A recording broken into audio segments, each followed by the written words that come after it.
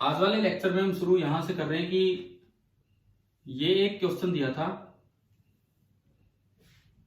ये एक fixed incline plane है। विशाल क्या करा? विशाल विशाल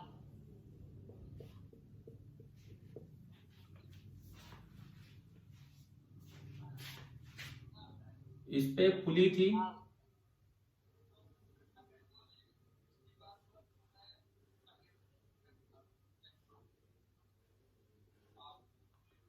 विशाल योगा कर रहा क्या?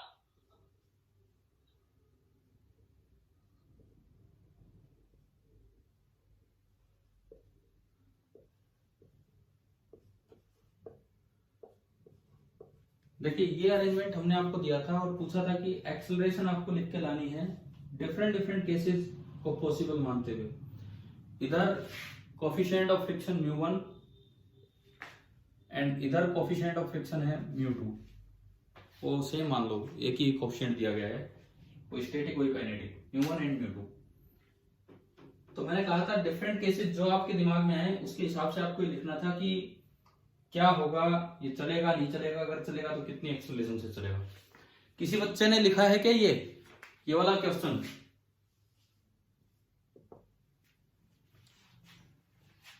देखिए इसमें क्या क्या बनता है, सुनो इधर सॉल्यूशन देखो।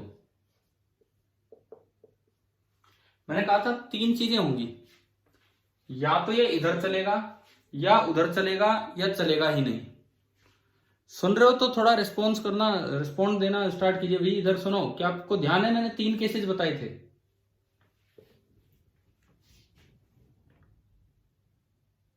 सर इनको क्या म्यूट कर रखा है क्या? तो फिर बोलो, आप बोलो करो। केस फर्स्ट, पहला केस, लेट द ब्लॉक्स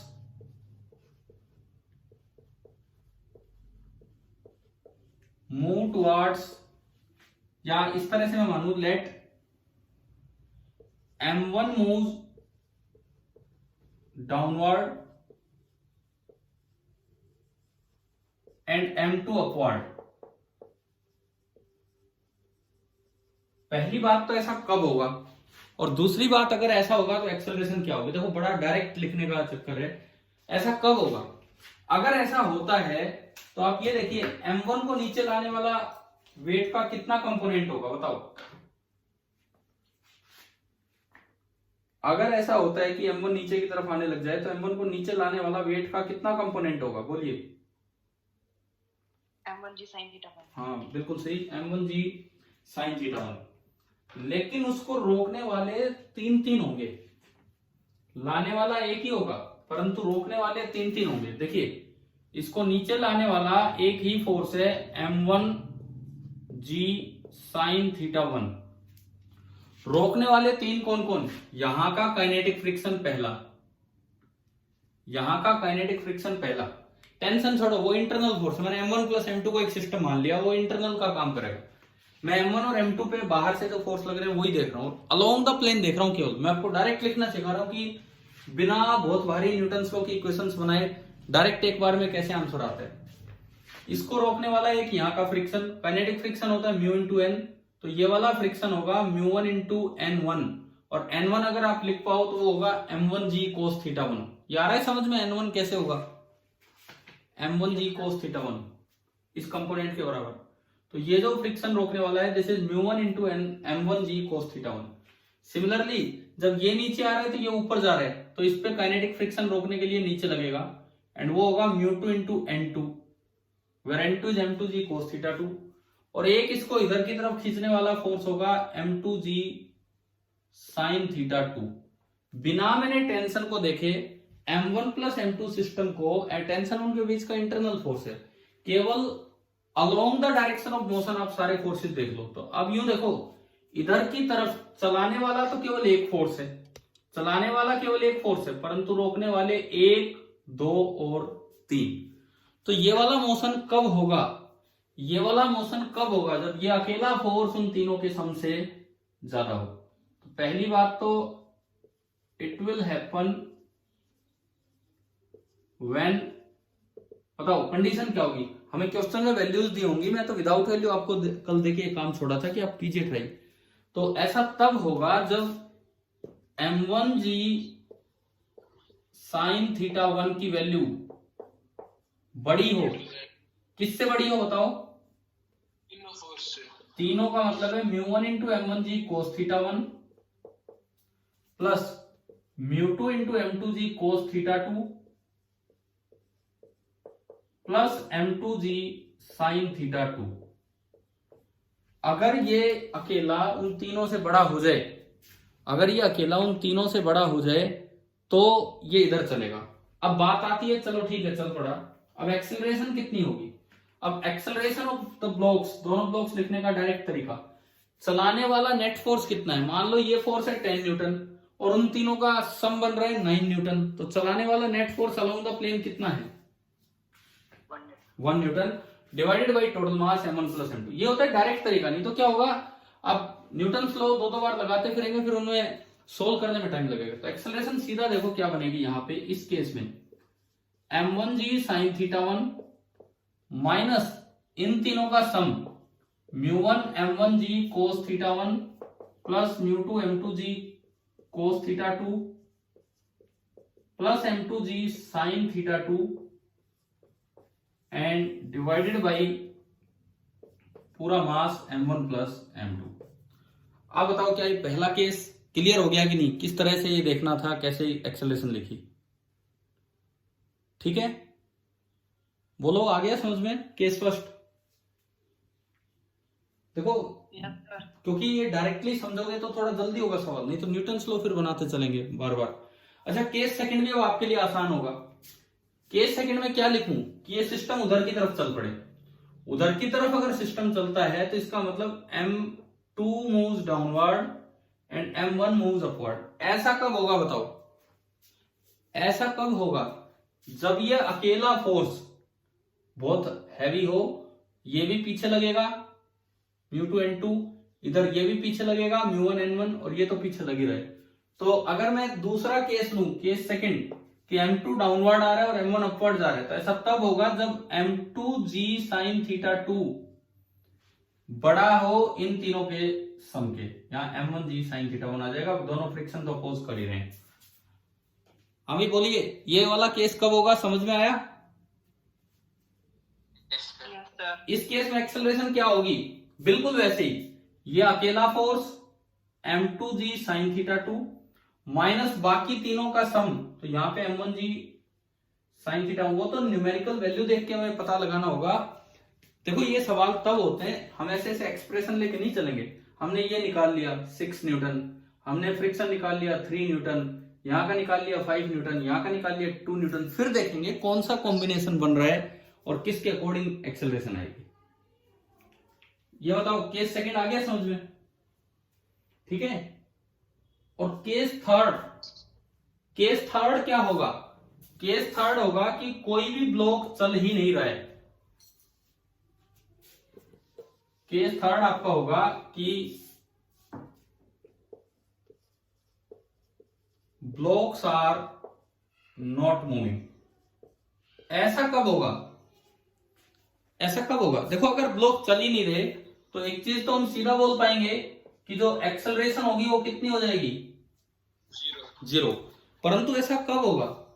जब आपने इधर वाला देखा वो अकेला इन तीनों के सम से ज्यादा नहीं था, फिर उधर वाला देखा वो अकेला भी इन तीनों के सम से ज्यादा नहीं था, यानी कि जब केस फर्स्ट और केस सेकंड दोनों फेल हो जाए तो फिर आपका कौन सा बचेगा? Only and only case third. समझ में आ रहे हैं? मतलब या तो ये अकेला बाकी तीन के सम के बराबर ना हो, या ये अकेला बाकी तीन के सम के बराबर ना हो, तो ना ये उधर चलेगा ना इधर चलेगा, तो एक्सेलरेशन आपका आ जाएगा zero. It will happen when first and second cases fail. जब ये दोनों केस फेल होंगे तो आपका ये तीसरा होगा, इस तरह से। तो बताइए ऐसा कोई सवाल आएगा, आप कर पाओगे ढूंढ के भी क्या होना है क्या नहीं होना है, एक्सेलरेशन कैसे निकालनी है? जैसे मैं, हाँ जी कोई कुछ डाउट है तो पूछिए। मैं पूछता हूं आपसे, इसमें मैं चारों फोर्स की आपको मैं M1 G थीटा ये नहीं दे रहा, मैं एक बार अलग अलग कॉम्बिनेशन बना रहा हूं। एक हम निकाल रहे हैं M1 G साइन थीटा 1, एक हमने लिख लिया μ1 M1 G कोस थीटा 1, एक लिख लिया M2 G साइन थीटा 2, और एक लिख लिया μ2 M2 G cos theta 2। And suppose कीजिए M1 है 10 kg एंड M2 है 5 kg, ये दिया मुझे, ये दे दिया M1 10 kg M2 5 kg। अब देखो म्यू और थीटा 1 थीटा 2 की वैल्यू कुछ ऐसी दे रखी हो। पहला केस में मानू सपोज आपने M1 G साइन थीटा 1 निकाला और वो आ गया 100 न्यूटन, ये निकाला ये आया 25 न्यूटन, ये निकाला ये आया 50 न्यूटन, और ये आया 10 न्यूटन। तो पहली बात बताओ ब्लॉक चलेंगे कि नहीं चलेंगे?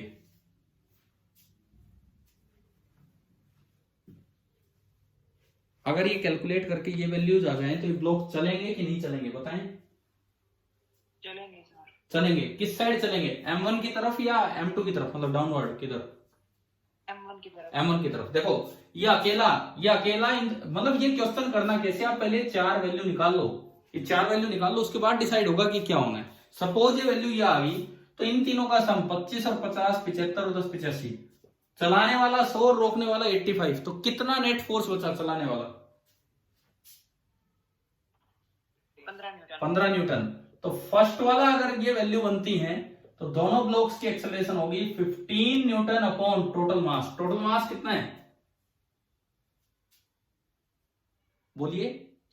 M1 15। यानी कि आंसर आ जाएगा 1 मीटर पर सेकंड स्क्वायर। मतलब मैं आपको ये दिखा रहा हूं कि ये मुश्किल नहीं है। कभी जैसे अभी हम एक्सप्रेशन लिख रहे थे लग रहा था कि बहुत बड़े बड़े बन रहे हैं, ठीक है। दूसरा केस, सपोज कीजिए वैल्यूज ऐसी आ जाएं, वो तो कैसे भी आ सकती हैं। ये वाला हो 100 न्यूटन,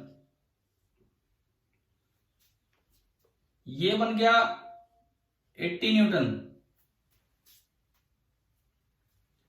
ये 100 न्यूटन, और ये 500 न्यूटन।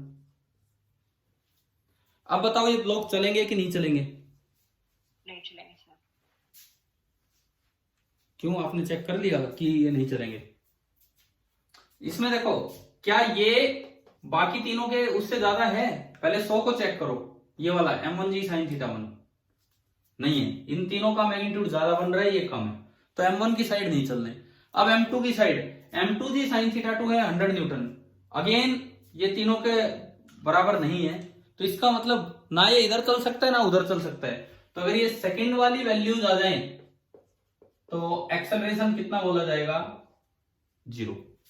समझ में आ गया है ना कैसे देख रहे हैं हम, ठीक है। और अब मैं थर्ड केस लेता हूं। थर्ड केस, सपोज ये 100 न्यूटन, ये 80 न्यूटन, ये 500 न्यूटन, और ये 100 न्यूटन। अब बताओ ये चलेंगे कि नहीं चलेंगे? सर M2 की साइड चलेंगे। हाँ, M2 की साइड इस बार चलेंगे। तो इस बार एक्सेलरेशन कितनी होगी? चलाने वाला फोर्स ये रहेगा, लेकिन रोकने वाले बाकी तीन 100 200 280, तो कितना बचा? 220 बचा।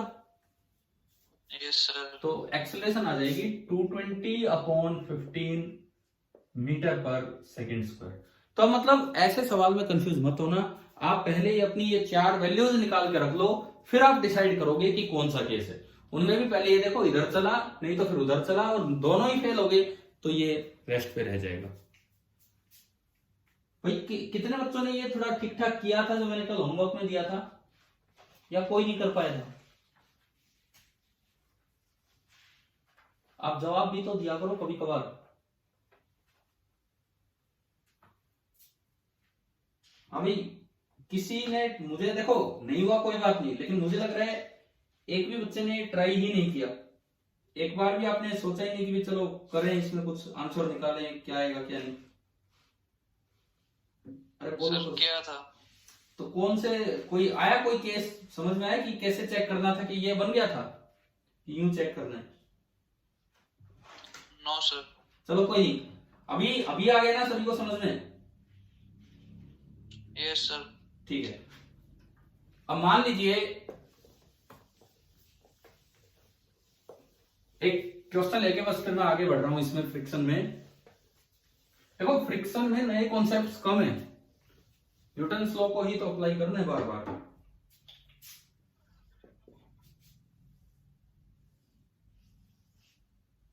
मतलब वही हमारे कॉन्सेप्ट थोड़े अच्छे होते चलेंगे अगर आप फ्रिक्शन को इंक्लूड कर देते हो तो। देखिए, ये मैंने दो ब्लॉक ले लिए, एक हवा में ले लिया इस बार, एक M1 और एक M2, और यहां पे फ्रिक्शन कोएफिशिएंट्स हैं म्यू के एंड म्यू एस, ये आपको दिया गया है। और ये बोला है कि ये चल रहे हैं इधर की तरफ ए एक्सेलरेशन से, तो आपको बस ए बताना है कि ए क्या होगा। मतलब मैं इसलिए पूछ रहा हूं कि डायरेक्ट लिखना आप सीख गए हो कि नहीं, वो तो ठीक है, न्यूटन्स लॉ इस पे लगाया उस पे लगाया, डायरेक्टली अगर मैं ए लिखूं जो अभी मैंने बताया था उसके हिसाब से, देखो उसके हिसाब से सोचो कैसे लिखते हैं। सुनो, मोशन इधर हो रहा है, मैं आपको डायरेक्ट ए लिखना सिखा रहा हूं। मोशन इधर हो रहा है तो along the direction of motion, बस उसके परपेंडिकुलर नहीं, along the direction of motion कौन सा तो चलाने वाला फोर्स है और कौन सा रोकने वाला फोर्स है, इस पे ध्यान दो। तो बताओ M2 को नीचे कौन लेके आ रहा है? M1 प्लस M2 मैंने सिस्टम मान लिया, M2 को नीचे कौन लेके आ रहा है? M2G। पूरा पूरा वेट M2G। ऐसे जब आप डायरेक्ट लिखते हो टेंशन को इंक्लूड नहीं करते हैं, क्योंकि M1 प्लस M2 सिस्टम का टेंशन इंटरनल फोर्स हो गया, तो M2 को नीचे लेके आ रहा है M2G। इस डायरेक्शन में इसको रोक रहा है क्या कोई, या कोई सपोर्ट कर रहा हो, टेंशन को लेना नहीं। M1G कुछ नहीं कह रहा, वो इसके मोशन के परपेंडिकुलर है। नॉर्मल कुछ नहीं कह रहा, वो इसके मोशन के परपेंडिकुलर है। टेंशन इन दोनों का इंटरनल हो गया। बताओ कौन सा फोर्स है जो M1 के मोशन को अपोज या सपोर्ट कर रहा है? बोलो। फ्रिक्शन। ऊपर देखो, ब्लॉक के पास फ्रिक्शन है कि नहीं ऊपर? सर। और जैसे ही ये ब्लॉक इस पे स्लाइड करके चलेगा, फ्रिक्शन किधर लगेगा? बैक साइड, रोकने के लिए। और ये जो लगेगा कौन सा फ्रिक्शन होगा? Kinetic friction. काइनेटिक फ्रिक्शन होता है म्यू के इंटू एन, और एन बराबर इसका mg, M1G। अब आप एक बार में एक्सेलरेशन लिखवाओ कि इस सिस्टम की एक्सेलरेशन क्या होगी, अगर मैं एक सिंगल इक्वेशन से लिखना चाहूं। इस डायरेक्शन में चलाने वाला फोर्स कौन है एक्सटर्नल? M2G। और रोकने वाला फोर्स कौन है एक्सटर्नल? फ्रिक्शन। तो नेट फोर्स ये ज्यादा होगा तभी तो चल रहा है। तो देखिए एक्सेलरेशन क्या लिखी जाएगी, नेट चलाने वाला फोर्स, ये 10 ये 8 तो 2 बचेगा, यानी कि M2G minus mu k into M1G divided by total मास, और टोटल मास कितना होगा? M1 plus M2। मतलब हम थोड़ा ये सीखें कि क्वेश्चन जल्दी कैसे करना है, क्योंकि इक्वेशन बनाओगे, दो इक्वेशन फिर सोल्व करोगे, फिर टाइम लगेगा। यहां से हम सीख रहे हैं कि ये जल्दी कैसे हो जाएगा। बताइए क्या समझ में आ गया है कि नहीं? Yes sir. अगला सवाल,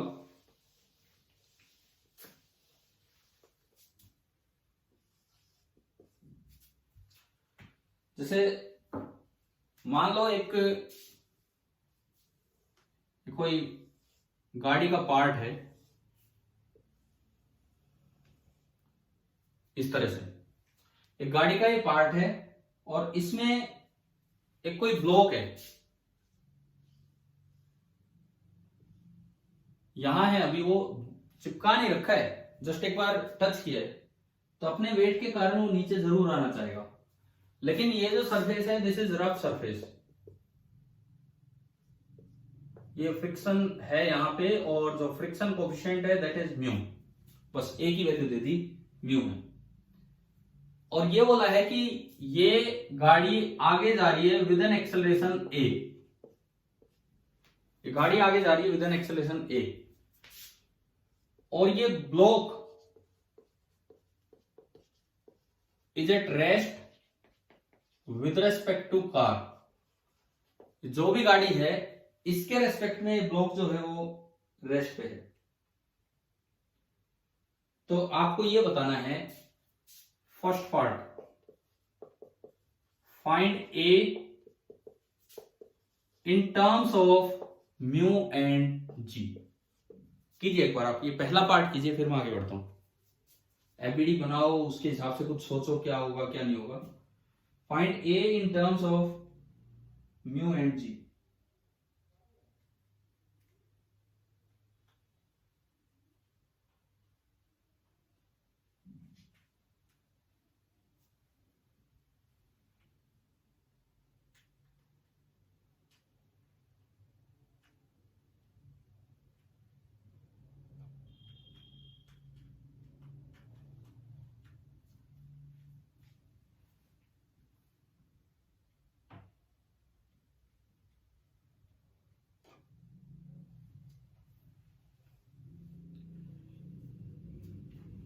आप इसका एबीडी ग्राउंड के रेस्पेक्ट में बना रहे हो कि कार के रेस्पेक्ट में बना रहे हो?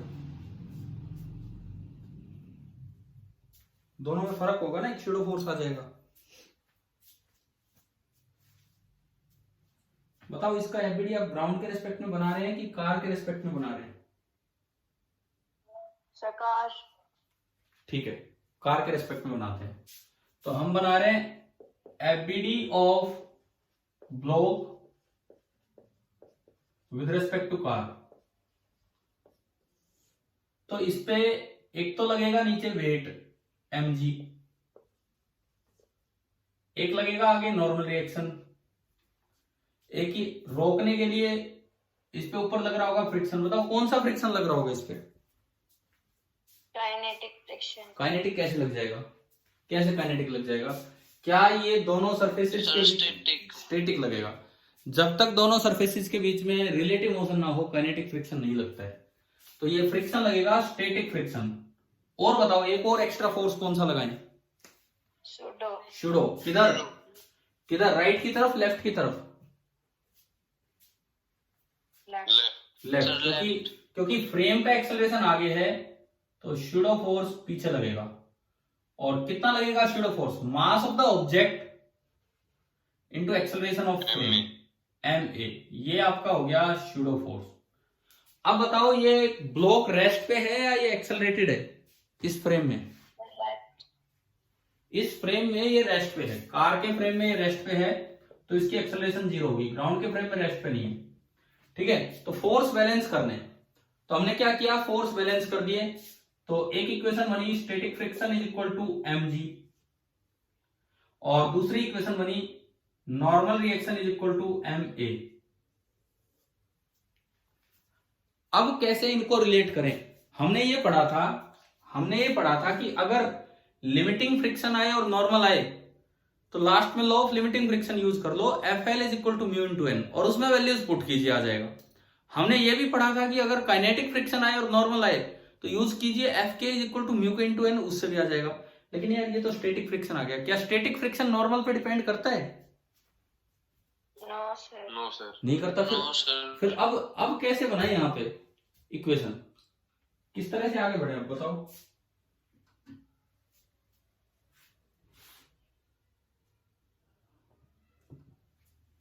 देखो नॉर्मल आ गया तो आप यहां से निकाल लो लिमिटिंग फ्रिक्शन। लिमिटिंग फ्रिक्शन का क्या फॉर्मूला होता है? Mu into N. तो म्यू दे ही रखा है, तो जो लिमिटिंग फ्रिक्शन आया वो निकल के आया म्यू इंटू ma। अब आप बताओ स्टैटिक और लिमिटिंग में क्या रिलेशन होता है?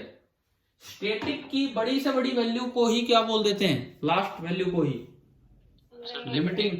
इसका मतलब जो स्टैटिक फ्रिक्शन है it must be less than और इक्वल टू लिमिटिंग फ्रिक्शन। इस इनइक्वालिटी में ये पुट कीजिए।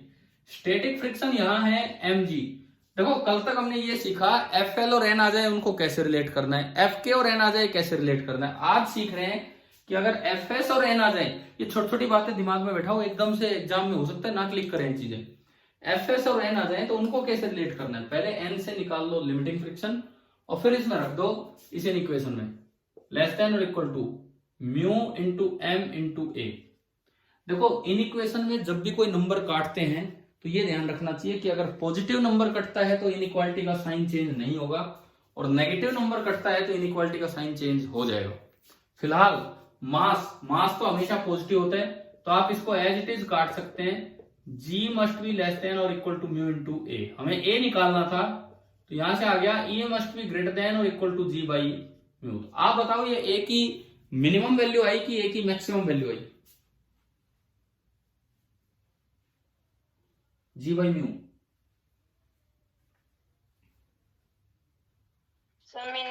मिनिमम। इसको वैसे बोल के देखो ना, या तो a इतना हो या इससे ज्यादा हो, या तो a इतना हो या फिर इससे ज्यादा हो। इट मींस मेरे पास a की मिनिमम वैल्यू आ गई g बाई म्यू। अब ये इनइक्वालिटी बनाना क्यों इंपॉर्टेंट है, यही सवाल है। 4 ऑप्शन हो, 2 ऑप्शन तो गलत हैं और 2 ऑप्शन में g बाई म्यू है, लेकिन एक में लिखा है a minimum is g by mu और एक में लिखा है a maximum is g by mu. तो खाली f बराबर म्यू एन से आंसर नहीं आएगा। ये इनइक्वालिटी बनाओगे तब समझ में आएगा कि भाई मिनिमम वाला लेना है कि मैक्सिमम वाला। तो ये अगर इस तरह से आप इसको तेजी से चलाते हैं तो ये गिरेगा नहीं, ड्यू टू फ्रिक्शन ये रुक जाएगा यहाँ पे। समझ में आया? Yes sir. ठीक है, अगला सवाल। हम छोटे छोटे क्वेश्चंस लेके छोटी छोटी चीजें सीखते जा रहे हैं फ्रिक्शन में अभी।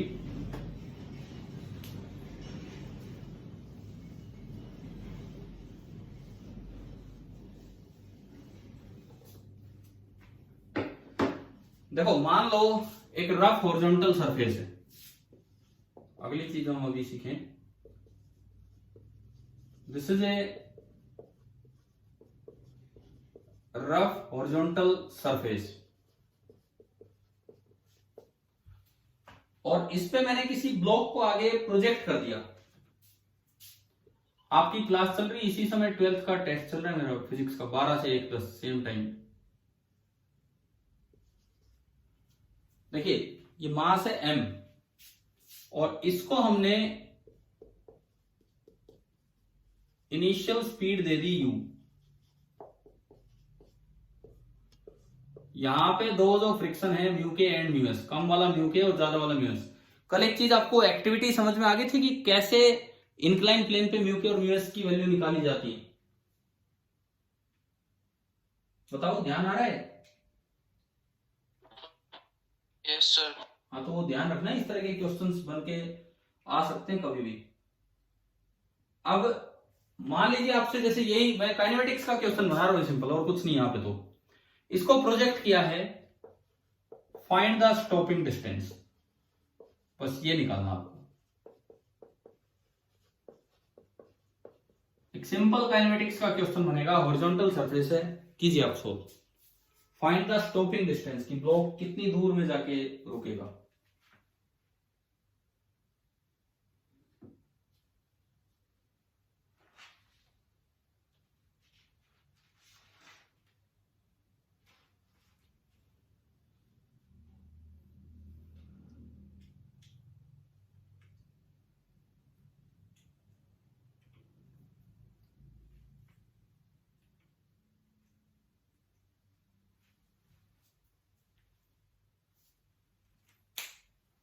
पहले तो ये बताओ इसका रिटार्डेशन कितना होगा, वो तो काम एफबीडी से। इस पे नीचे लगा वेट, ऊपर नॉर्मल रिएक्शन और बस एक रोकने वाला फोर्स काइनेटिक फ्रिक्शन एफ के, जो कि होगा mu k into N. Vertically कोई मोशन नहीं है तो एन बराबर एम जी, तो एफ के जो होगा that will B mu k into M G. तो हॉरिजॉन्टली तो एक ही फोर्स लग रहा है पीछे की तरफ, तो इसकी वजह से रिटार्डेशन होगी, मतलब पीछे की तरफ एक्सेलरेशन। चल ही नहीं रहा है पेन। कितनी एक्सेलरेशन होगी पीछे? फोर्स अपॉन मास, यानी कि म्यू के इंटू जी। इसका मतलब जो रिटार्डेशन होगा इस ब्लॉक का that will B mu k into जी। तो अब क्या कीजिए, आगे वाली डायरेक्शन को पॉजिटिव मान लीजिए। इनिशियल स्पीड u तो u ही है, पॉजिटिव है। एक्सेलरेशन पीछे है तो जो एक्सेलरेशन लिया जाएगा that will B minus mu k into g, और वो कांस्टेंट है। कहां जाके रुकेगा स्टॉपिंग डिस्टेंस, तो फाइनल स्पीड कितनी 0। एस निकालना, कौन सी इक्वेशन का यूज करें, काइनेमेटिक्स की कौन सी equation? v square minus u square is equal to v 2s. Square minus u square is equal to 2as। Final speed 0 minus u square is equal to 2 a है आपका minus mu k into g और s, और यहां से अगर आप s देखते हैं तो s आ गया you square upon 2 mu k into ji. Clear ना? मतलब ये आसान सवालों में काउंट होता है ये वाला तो, कि भाई फ्रिक्शन दे दिया तो कैसे स्टॉपिंग डिस्टेंस आप निकालेंगे। अब देखो एक कई जगह कंफ्यूजन होता है कि ब्लॉक रेस्ट पे है, तो हमें यूं कंफ्यूजन हो जाता है यार ये फ्रिक्शन ने रोक रखा है कि किसी और फोर्स ने रोक रखा है। जैसे मान लो मैं छोटे छोटे सवालों से आज आपको कई बातें सिखा रहा हूं। Suppose this is the rough surface, ये कोई भी एक रफ सरफेस है और मैंने इस पे एक ब्लॉक रख दिया,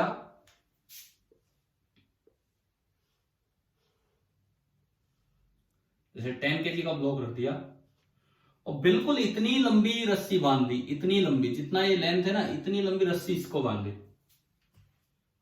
ये एक इनएक्सटेंसिबल स्ट्रिंग है।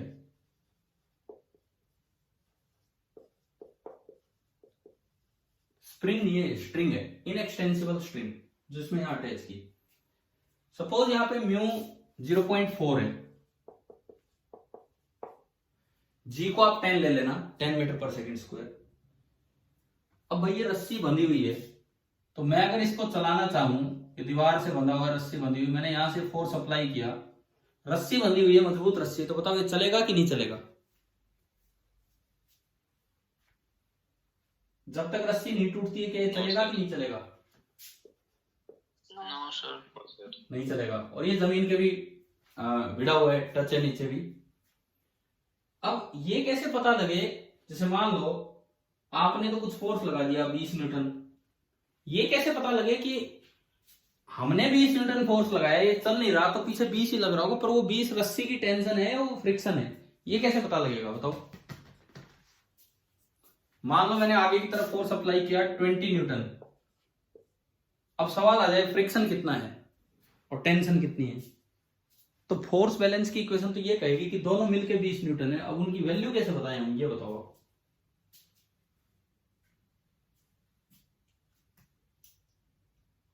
कुछ समझ में आ रहा है कि मैं किस कंफ्यूजन की बात कर रहा हूं, कहां पे जाके बच्चे अटक जाते हैं? Yes, sir. चलो आप बताओ क्या आंसर होना चाहिए यहाँ, फ्रिक्शन कितना लगेगा और टेंशन कितनी होगी, जो भी आपका मन करे उस तरह से आंसर।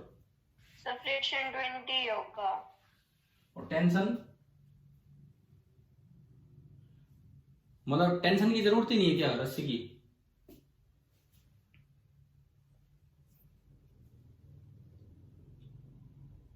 बताओ किस तरह से आंसर दें हम। ये मान लो मैंने अप्लाई फोर्स कर दिया 60 न्यूटन, अब भी ये चल नहीं रहा, तो कुछ भी आ जाए तो आंसर कैसे दें? देखो हम एक काम करते हैं, इसमें ना 3-4 क्वेश्चन बना लेते हैं। मैं टेबल बना रहा हूं, this is F applied, this is the friction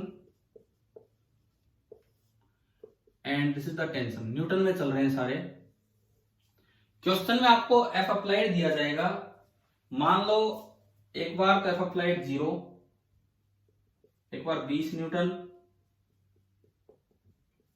40 Newton, 60 Newton.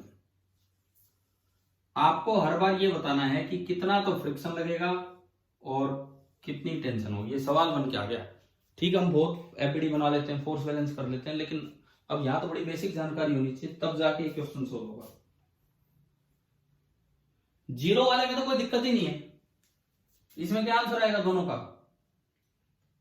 0। Sir, 0. अब दिक्कत तो बाकियों में ये बन रही है कि ठीक है रेस्ट पे रहेगा, ये दोनों का सम मिलके 20 बनना चाहिए, दोनों का सम मिलके 40 बनना चाहिए, दोनों का सम मिलके 60 बनना चाहिए, लेकिन बंटवारा कैसे करें, कौन सा कितना कौन सा कितना? तो भाई फ्रिक्शन जो है वो बड़ा जिद्दी होता है, आप ये मान के चलो फ्रिक्शन बड़ा जिद्दी है। मतलब जब तक उससे बनेगी बात वो किसी और को इंक्लूड नहीं होने देगा। आप इसको खींचने लगोगे, ये आपस के मोलिकुलर फोर्सेज ही ऐसे होंगे कि जब तक उनसे ही बात बन जाए ये रस्सी तक बात को पहुंचने ही नहीं देंगे। हाँ, लेकिन अगर इनके बस में नहीं है तो फिर तो रस्सी पे बात जानी है। क्या आपको ये बात समझ में आई मैंने क्या बताया है? Yes, sir. Yes. मतलब जब तक है फ्रिक्शन वो किसी और को नहीं आने देगा रोकने के लिए। हाँ, जब उससे बात नहीं बन रही तो और चीजें सपोर्ट में आ सकती हैं, क्योंकि पहला कॉन्टेक्ट ये है, ये पहले जोर लगा रहे होंगे, फिर अगर बात नहीं बन रही तो रस्सी ढंग से टाइट होगी। तो अभी आप बताओ, अब आंसर बता दो क्या क्या होंगे। तो अब आंसर 20. ना सुनो, अब आंसर बताने के लिए पहले आपको लिमिटिंग फ्रिक्शन निकालना चाहिए कि भाई कहां तक फ्रिक्शन जा सकता है। नहीं तो अगर केवल इतनी सी बात पे आप आंसर लिखें तो हर बार यही लिख देंगे 20, 40, 60, पता नहीं फ्रिक्शन इतना जा भी पाएगा कि नहीं। तो पहले एक बार लिमिटिंग फ्रिक्शन लिखवाओ यहां पे, इस कॉन्टेक्ट पे। लिमिटिंग फ्रिक्शन कितना होगा? Mu into N. म्यू आपको दिया है 0.4। नॉर्मल रिएक्शन ये आराम से रखा हुआ है, तो नॉर्मल रिएक्शन कितना होगा बताओ? 100. 10G मतलब 100। तो इसका मतलब ये जो फ्रिक्शन आया, ये आया, लिमिटिंग वैल्यू कितनी आ गई? 40 Newton. मतलब जब तक 40 की जरूरत है फ्रिक्शन अपने आप संभाल लेगा, उससे ज्यादा जरूरत है तो भाई रस्सी तेरी जरूरत पड़ेगी। अब लिखवाओ इसके सही आंसर्स। क्या दूसरा सही है? दूसरा ये Yes, sir. ठीक है। तीसरा, Yes, sir. Yes. फोर्थ में क्या आंसर आएंगे? So 40 or 20. 40 एंड 20। अब कई बार बच्चे क्या करते हैं, जैसे ये जानकारी नहीं हो उनके पास, 60 है बोल जी आधा आधा बांट लो, 30 कर आते हैं। तो इस तरह से नहीं करना है। जब तक फ्रिक्शन है वही अपने आप संभालेगा चीजों को, अगर अपोजिशन करना है तो। ये अब यार ये ऐसे पॉइंट है, देखो ये यूं नहीं मिलते कि भाई किसी थ्योरी बुक में कोई ये कॉन्सेप्ट आया है अलग से।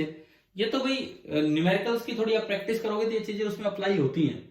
और जो मैं ऐसे कॉन्सेप्ट बता रहा हूँ ये अपने दिमाग में परमानेंट बैठा हो। आज मैंने कहा हम नया बड़ा क्वेश्चन नहीं ले रहे, छोटे छोटे क्वेश्चन से छोटे छोटे कॉन्सेप्ट ले रहे हैं। क्या ये बात आ गई समझ में? Yes, sir. Yes, sir. ठीक है। अब मैं ऐसा ही एक सवाल आपसे पूछता हूं, आप उसका जवाब देंगे।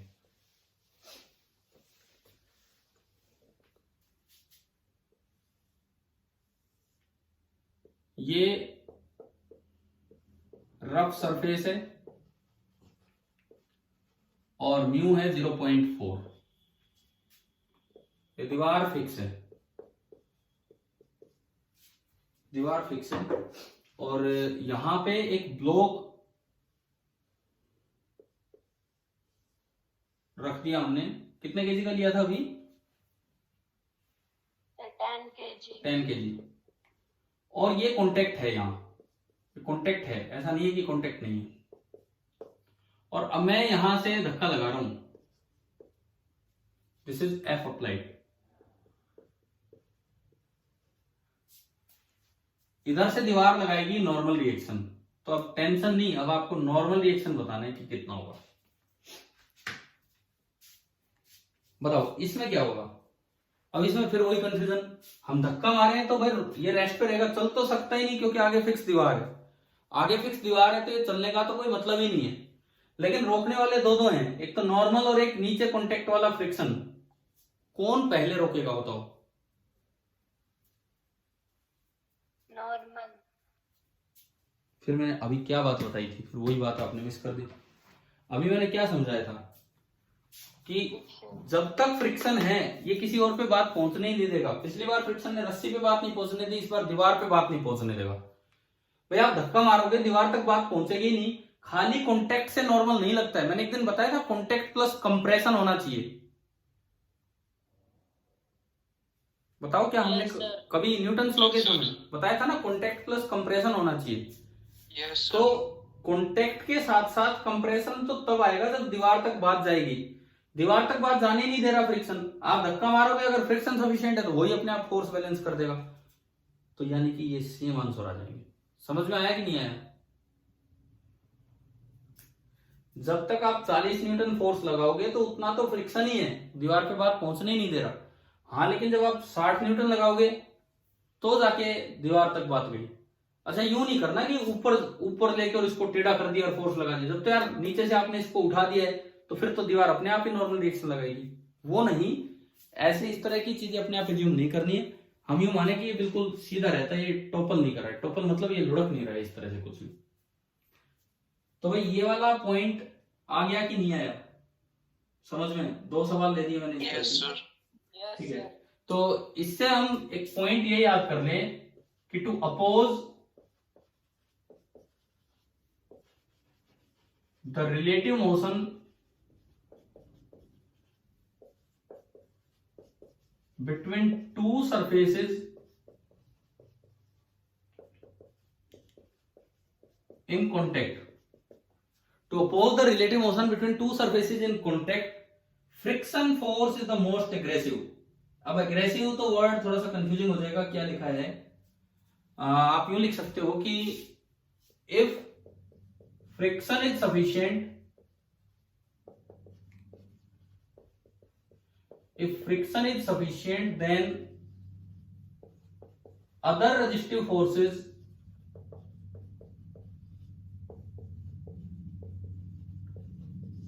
do not come into play. जैसे मैंने एक टेंशन का बता दिया, एक नॉर्मल रिएक्शन का बता दिया। ये आ गया होगा ये रिजल्ट समझ में आपको? ठीक है, चलो मैं आगे बढ़ूं। अगला सवाल, अगले सवाल में फिर कुछ सीख रहे होंगे। मैंने आपको अभी शायद कल या परसों एक टॉपिक करवाया था, शायद कल ही करवाया हो, connected motion on one side. फिर उसके बाद ही तो दिया था बोथ साइड वाला होमवर्क में, है ना? Yes, sir. है ना याद? अब देखो, अब एक एक क्वेश्चन क्लास में करवाना कोई जरूरी नहीं होता। कुछ जैसे आपने connected motion in one side कर लिया, अब ऐसा सवाल आ जाए, आप connected motion in one side कर चुके हैं और जब तक ये ना दिया जाए मुझे बोले फिक्स रहेगा, ये आपको बोलने की जरूरत नहीं क्वेश्चन में कि फिक्स है।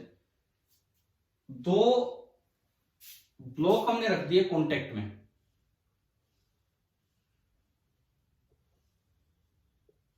रस्सी नहीं है आज, रस्सी नहीं है लेकिन कॉन्टेक्ट है। अब मैंने ऐसी वैल्यूज भी ली थी, 10 kg, 100 kg, बताओ ली थी कि नहीं ऐसी? आप ऊपर वाले को भारी सोच के बोले कि ये तो रस्सी को ढीली कर देगा, जबकि मास पे वो डिपेंड ही नहीं कर रहा था। ध्यान है? ठीक है। Yes, sir. अब ये बताओ, नीचे वाले के साथ देखो, जहां तक मुझे याद आ रहा है मैंने एक लिया था 0.25, यही लिए थे, और एक क्या लिया था 0.5, और इसको छोड़ दिया। Find the acceleration of both the blocks, ये आपको बताना है। आज रस्सी नहीं बंधी है।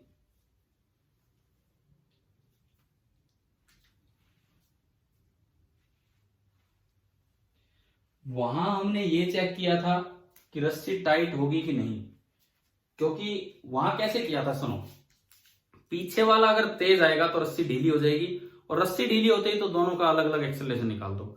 और अगर पीछे वाला धीरे आना होगा तो रस्सी टाइट होगी, तो टेंशन फोर्स भी ऑपरेट हो जाएगा। यहां टेंशन नहीं, यहां हमें देखना होगा नॉर्मल रिएक्शन।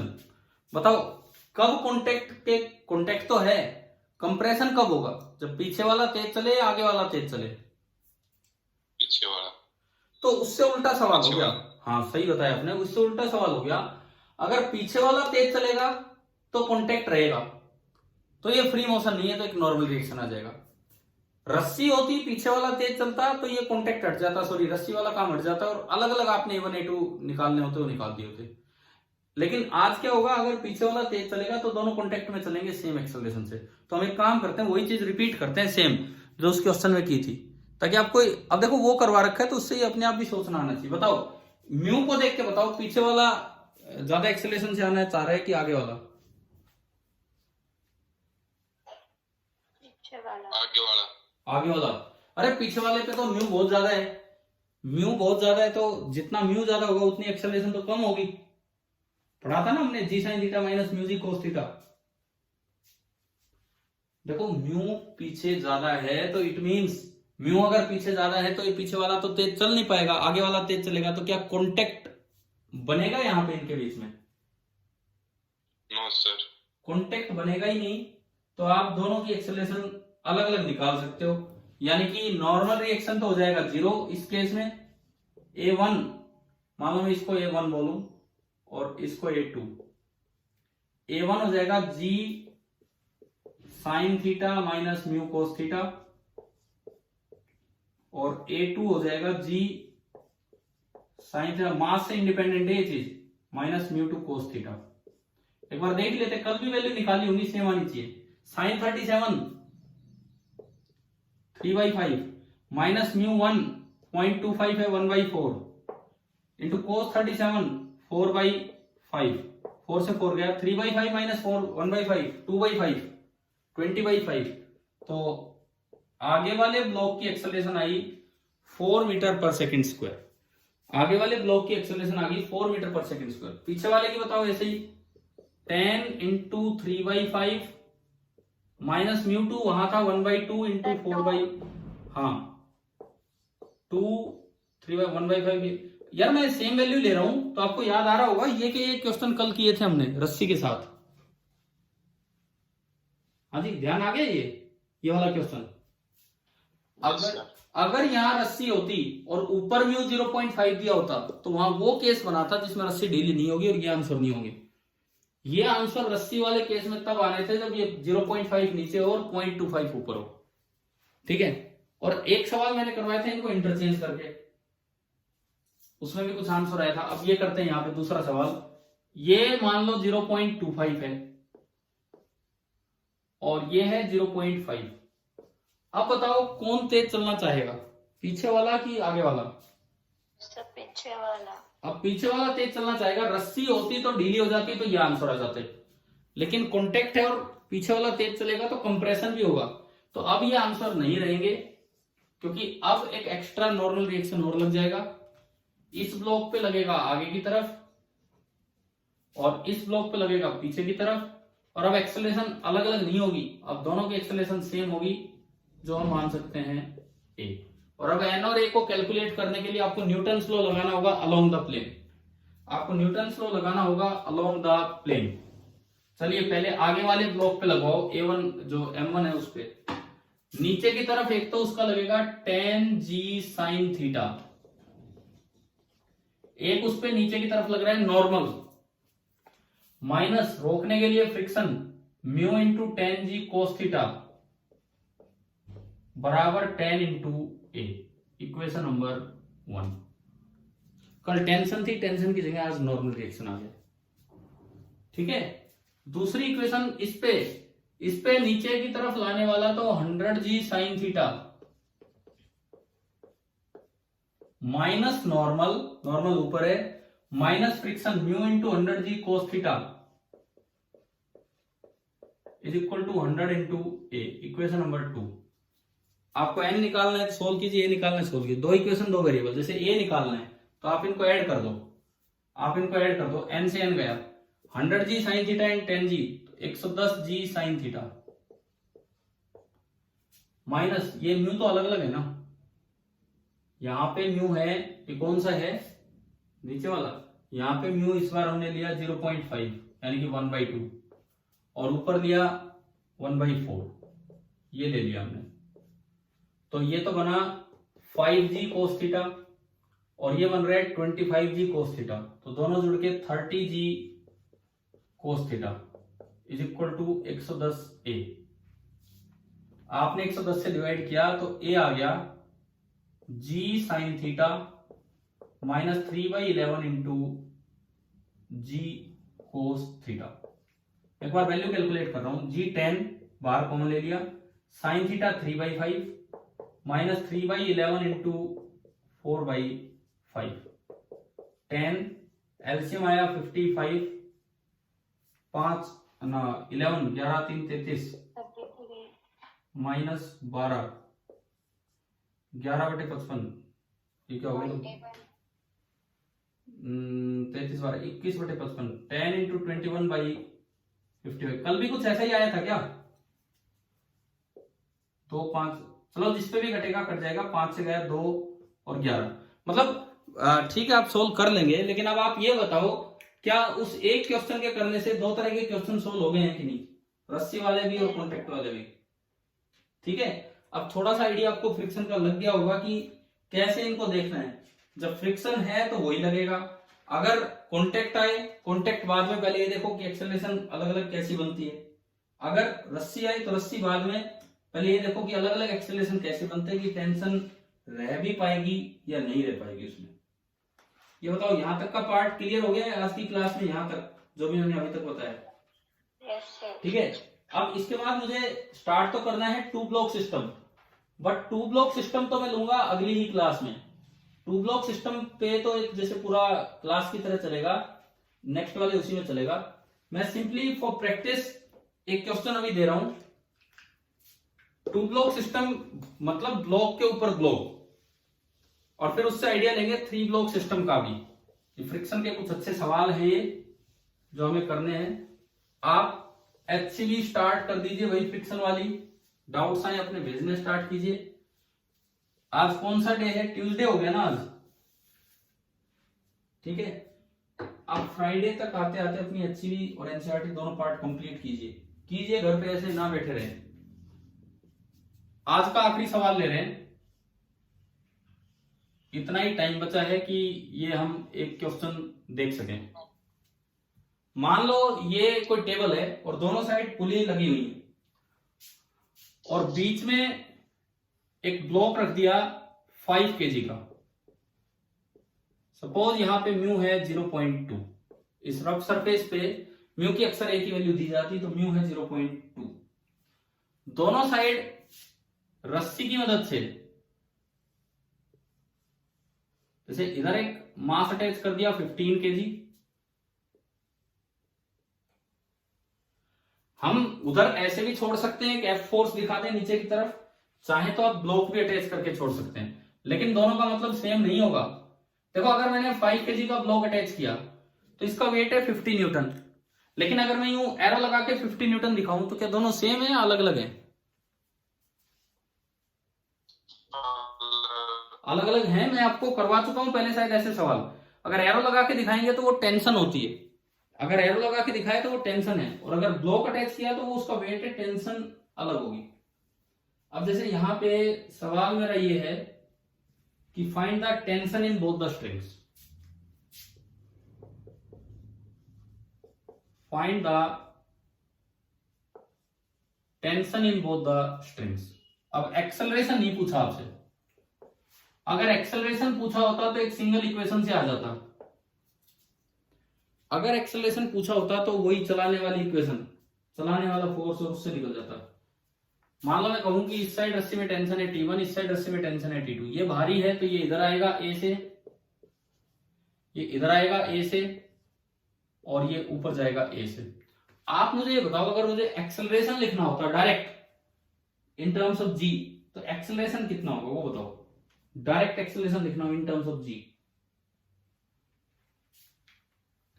इस डायरेक्शन में न्यूटन लो, देखो इस डायरेक्शन में टेंशन इंटरनल हो जाएगा, इस पूरे को सिस्टम आना।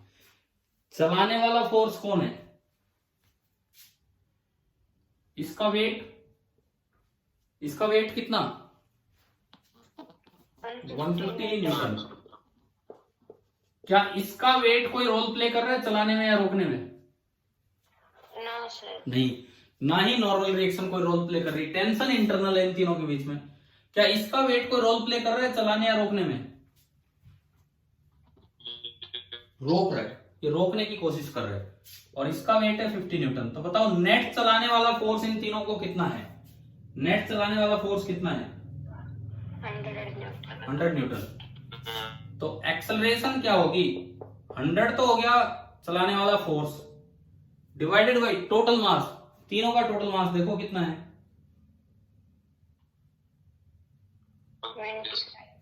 25। ये आपका आया 100 न्यूटन अपॉन 25। अगर मान लो जी में, कई बार ऑप्शन जी में मिलते हैं, तो इस पे 15G, इस पे 5G, बहुत बार ऐसा होता है ऑप्शन ही जी में है, तो चलाने वाला फोर्स होगा 15G माइनस 5G, यानी कि वो आपका हो जाएगा 10G और डिवाइडेड बाई टोटल मास, और टोटल मास आपका हो जाएगा 25। अब इसमें एक गलती है, बताओ आप।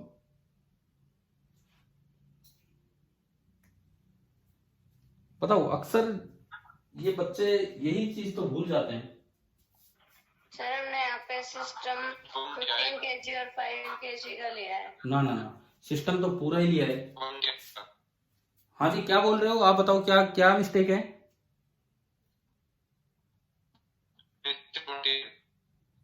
देखो, हमने सिस्टम तो यही लिया है। अब मैंने आपको ये इक्वेशन बना के दिखाई, आप इसके साथ साथ चलते रहे। हाँ जी ऐसे हो गया। आपको अलोंग द मोशन या अपोजिट टू द मोशन सारे फोर्स देखने होते कौन कौन से हैं। इस पे सही है 15G चला रहा है, टेंशन इंटरनल है। इस पे सही है 5G रोक रहा है, टेंशन इंटरनल है। इस पे मैंने कहा क्या वेट कोई रोल प्ले कर रहा है, बोले नहीं, ठीक है। नॉर्मल रिएक्शन नहीं, ठीक है। Tension internal, tension internal. एक फोर्स और भी तो है जो आपने यहां छोड़ा है, कौन सा? फ्रिक्शन। फ्रिक्शन। तो यार ये देखो, अब अगर कहीं पेपर आएगा या मान लो मैं कोई क्वेश्चन दूंगा तो एक ऑप्शन तो 100% इस तरह का बना के देंगे कि ताकि अगर कोई बच्चा गलती से भूल जाए तो भाई वो इसको टिक करिए। तो आपको यूं देख लेना है कि सारे फोर्सेस, क्योंकि आप न्यूटन लॉ करके आए, कभी आदत ऐसी ना हो जाए कि फ्रिक्शन लेना भूल रहे ना दीवार। अब ये मोशन इधर हो रहा है, मोशन इधर हो रहा है, तो रोकने के लिए फ्रिक्शन इधर लगेगा, F k, and that will be equal to mu k into N. और नॉर्मल रिएक्शन है इसका 5G, म्यू दिया था क्या ये रहा। तो जो फ्रिक्शन लगेगा that will be equal to 0.2 into 5G। Only कितना आ गया, G आ गया।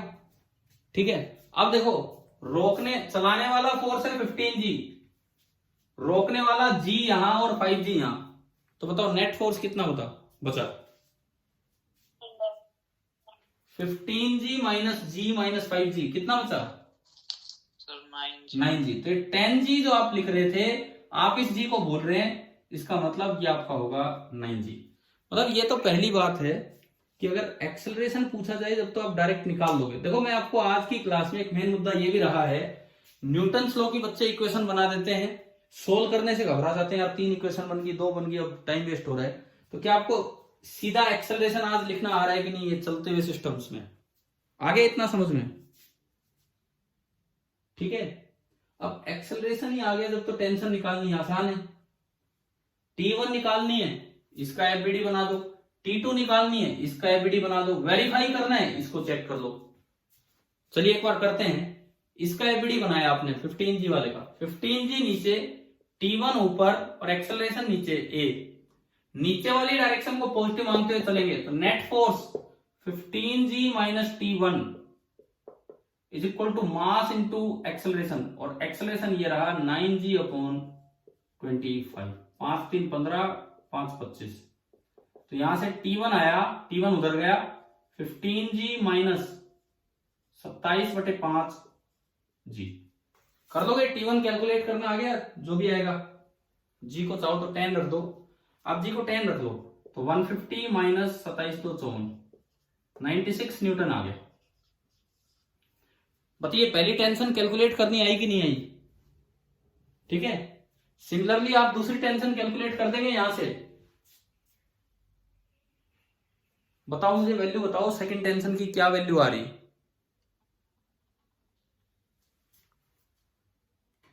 G को 10 लेते हो आप, बताइए कि सेकंड टेंशन की वैल्यू कितनी आ रही है?